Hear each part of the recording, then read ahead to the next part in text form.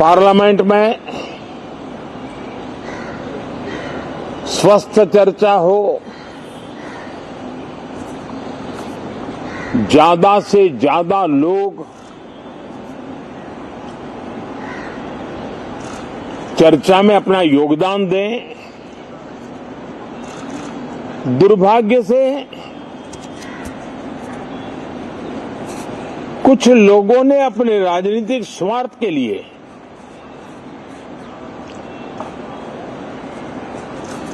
जिनको जनता ने अस्वीकार किया है, वे संसद को भी मुट्ठी भर लोगों के हुड़दंगबाजी से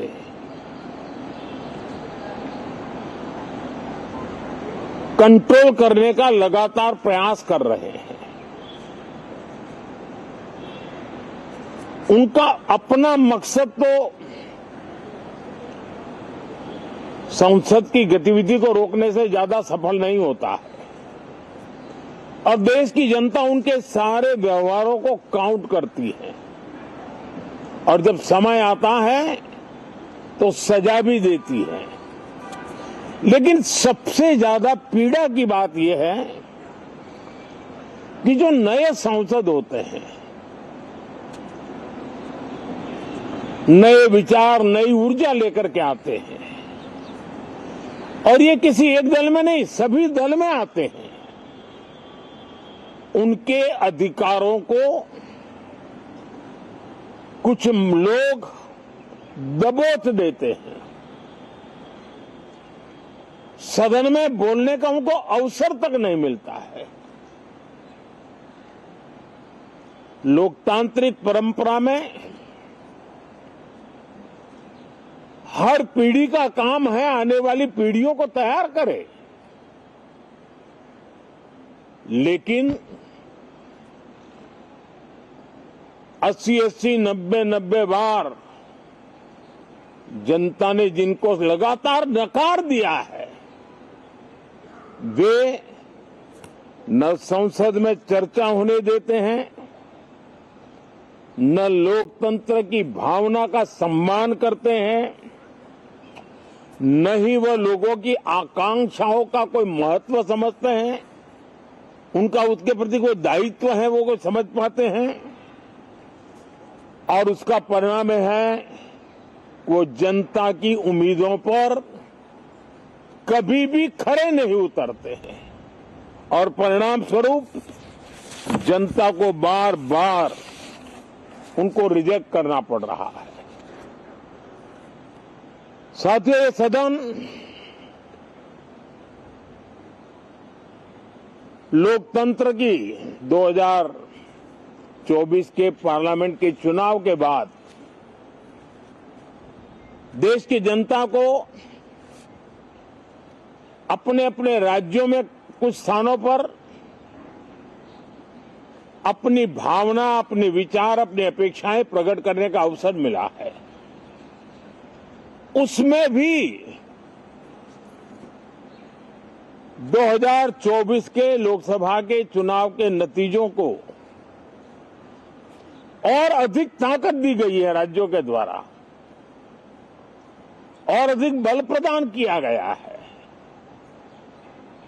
और अधिक समर्थन का व्याप बढ़ा है और लोकतंत्र की यह शर्त है कि हम जनता जनार्दन की भावनाओं का आदर करें, उनकी आशा अपेक्षाओं पर खरा उतरने के लिए दिन रात मेहनत करें।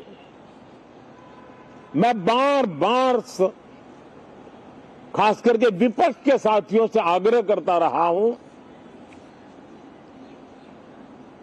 और कुछ विपक्ष बहुत जिम्मेदारी से व्यवहार करते भी हैं। उनकी भी इच्छा रहती है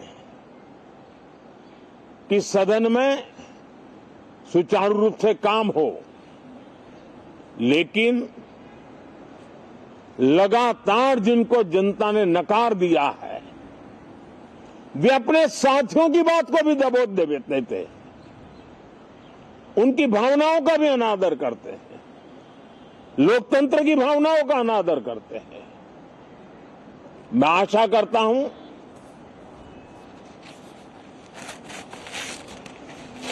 कि हमारे नए साथियों को अवसर मिले। सभी दल में नए साथी हैं, उनके पास नए विचार है, भारत को आगे ले जाने के लिए नई नई कल्पनाएं हैं। और आज विश्व भारत की तरफ बहुत आशा भरी नजर से देख रहा है। तब हम संसद का समय का उपयोग वैश्विक स्तर पर भी भारत के आज जो सम्मान बढ़ा है, भारत का प्रति जो आकर्षण बढ़ा है, उसको बल प्रदान करने वाला हमारा व्यवहार रहना चाहिए। विश्व के अंदर भारत को ऐसे अवसर बहुत कम मिलते हैं जो आज मिला है, और भारत की संसद से वो संदेश भी जाना चाहिए कि भारत के मतदाता, उनका लोकतंत्र के प्रति समर्पण,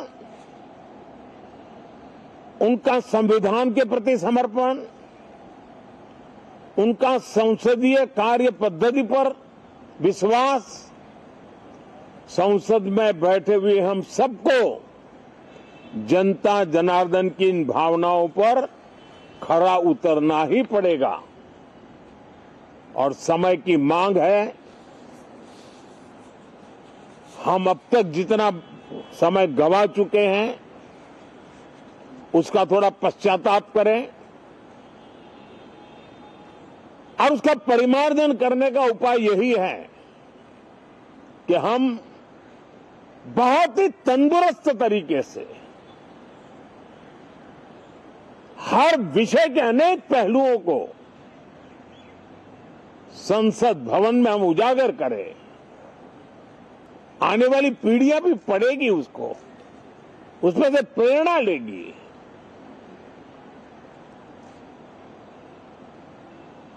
मैं आशा करता हूं कि ये सत्र बहुत ही परिणामकारी हो, संविधान के 75वें वर्ष की शान को बढ़ाने वाला हो, भारत की वैश्विक गरिमा को बल देने वाला हो, नए सांसदों को अवसर देने वाला हो, नए विचारों का स्वागत करने वाला हो। इसी भावना के साथ मैं फिर एक बार सभी माननीय सांसदों को उमंग और उत्साह के साथ इस सत्र को आगे बढ़ाने के लिए निमंत्रित करता हूं, स्वागत करता हूं। आप सब साथियों का भी बहुत बहुत धन्यवाद। नमस्कार।